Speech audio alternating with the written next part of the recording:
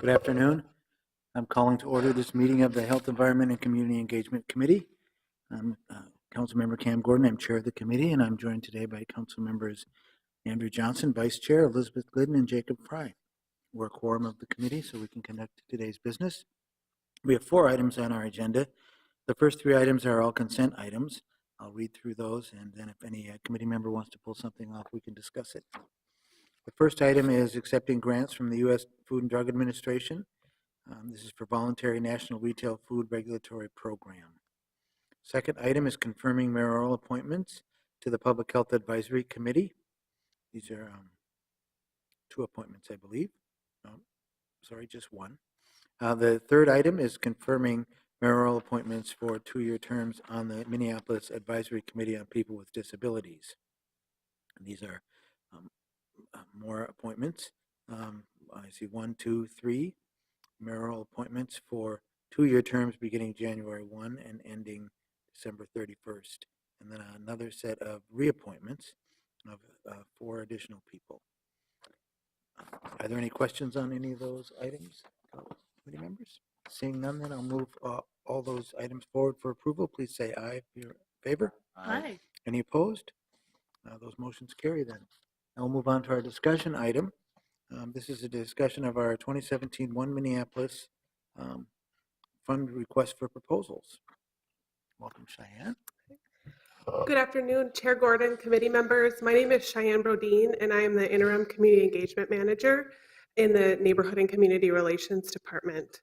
And I am before you today seeking your authorization for the Neighborhood and Community Relations Director to issue an RFP for the 2017 One Minneapolis Fund program, and your authorization for the Neighborhood and Community Engagement Commission and the NCR department staff to review the proposals received through the RFP and make recommendations for funding back to this committee and the full council. And I'm also joined by Raya Esmaili. She is the chair of the One Minneapolis Fund Committee and the vice chair of the Neighborhood and Community Engagement Commission. She'll be speaking on behalf of the Neighborhood and Community Engagement Commission today. Wonderful. Thank you for being here. Thank you for having me. The One Minneapolis Fund program is designed to support diverse leadership development and community engagement in the city of Minneapolis. We are currently in the 5th year of funding for the program, and there has been $182,000 designated. And Raya will speak on behalf of the Neighborhood and Community Engagement Commission and their work with the program. Chair Gordon, council members, we have in 2017, this will be, like Cheyenne said, the 5th year of this program, which started in 2013 and largely developed by the Neighborhood and Community Engagement Commission. And this is a lot of volunteer hours for all these commission members who are on this committee. When the RFP goes out, hopefully soon, the commission members who are on this committee spend a lot of time developing criteria for reviewing these proposals as they start coming in, and then actually reviewing the proposals. And I don't know how many hours it takes, but it's a lot of time that commission members have spent on this fund previously. I'm sorry. They update the RFP each year. We just went through a revision of this RFP, which is now before you for a few changes, which Cheyenne will cover in the next few slides. Go ahead. Sorry. Thank you. The Neighborhood and Community Relations Department presented or was issued a staff directive on November 28th, 2016, regarding the One Minneapolis Fund by this committee. And the goal of that staff directive was to ensure that there was money from the One Minneapolis Fund program designated to increase renters and people of color that serve on neighborhood boards and commissions, And this was an outcome of a presentation of the 2016 Neighborhood Board Diversity Survey that was presented by NCR staff. And the guidelines were updated to reflect the staff directive.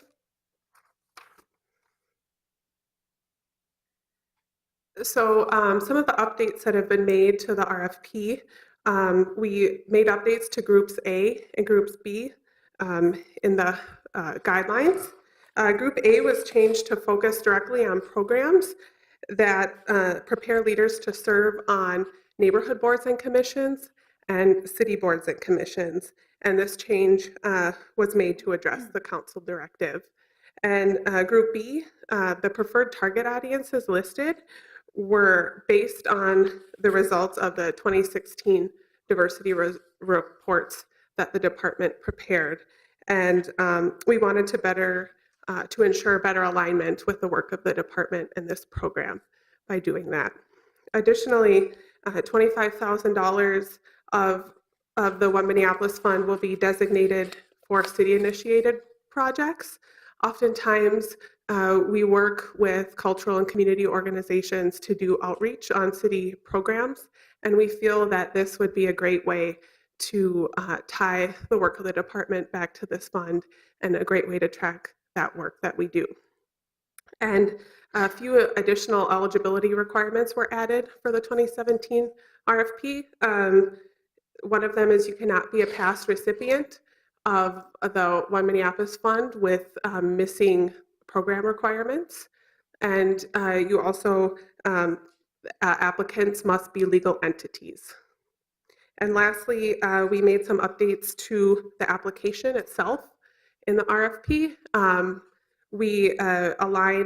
Changes were made to align the questions in the application to the review criteria for ease of review for the committee members, and a 500-word limit was added to the project information section and the organization information section of the proposal narrative.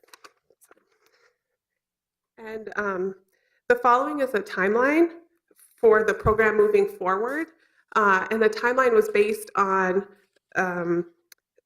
was developed to ensure that the NCEC, the current body, is able to review the proposals and make recommendations back to City Council before seats turn over in July of 2017. So we hope that the RFP will be approved today with full council approval on February 24th, with the RFP being released on March 6th, 2017, and proposals due May 1st, and then we will bring recommendations back from the NCEC on June 5th, 2017 to this body. And that concludes our presentation, and I'm happy to stand for any questions. Thank you very much. And I'll note we've been joined by council members Cano and Bender. Now, welcome. I have one question. I was curious about the city-initiated projects and how that works, or what's the concept? Is that an initiated project we don't even know about yet, but might be coming in the future? So then we'll have some groups we can turn to and say, now we want you to help us get more information about what would happen if we did X, Y, or Z. Is that the idea? So we kind of have vendors who are on contract to provide us with added outreach? Correct. That would be, like I said, oftentimes throughout the year, we do get approached by related to different city projects to help do outreach to cultural groups, and we just wanted to have a way to budget that money, and we really feel as though this is a good way to track that work that happens, because it really fits with the goals of the One Minneapolis Fund.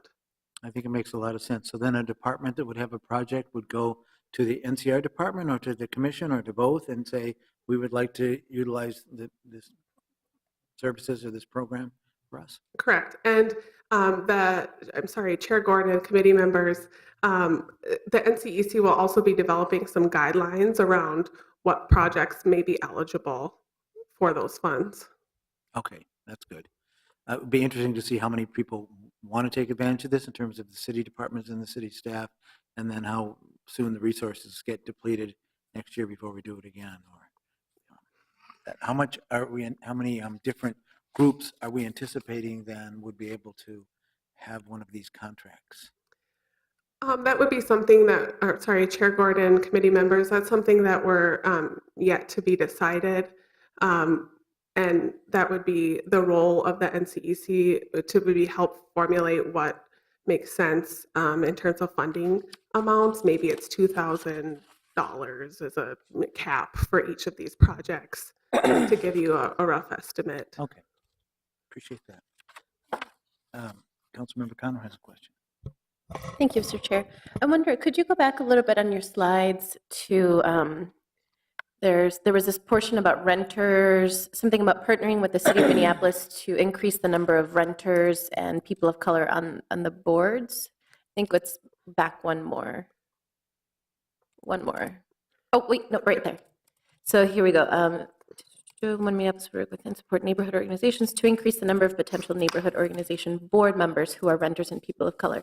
So I just wanted to speak to this a little bit because I know it's been, I guess, an area we've tried to tackle as a city is better representation of the diversity in our neighborhoods and integrating that voice and reflecting that voice inside of our associations.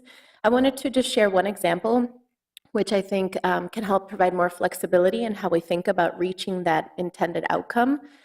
So, you know, when I was doing immigrant rights organizing in the community and I was a renter and, you know, I was getting ready to have a family, it was really hard for me to be a part of these organizations because of the time intensity that it requires of you in terms of your volunteer time. But one example, as you're looking at ways to meet this goal, is to maybe think about just generally how do we ensure that the organizations are bringing that perspective to the table. And maybe it doesn't have to be this explicit person that sits on the board, but the Corcoran Neighborhood Association has been able to establish a renters' rights working group that advises the board. And so they meet at a different time. They bring up, you know, their work plan to the board and the board approves it. And actually, some folks from that advisory work group were able to move into elected positions on the board. I think there might be one or two people that ended up becoming full board members of the Corcoran Neighborhood Organization as they sort of grew up into the work through this renters' rights work group that the Neighborhood Association established. So I just share that to say that there's different ways to meet this goal, and I want us to maybe be a little bit more creative and flexible in how we're helping each organization to lift up those specific voices and to engage those specific communities, which may not fit into the mainstream model of like a neighborhood association meeting, you know, every month, and then the executive committee meeting every 2 weeks in the month, which lead up to maybe 3 or 4 meetings a month for a person.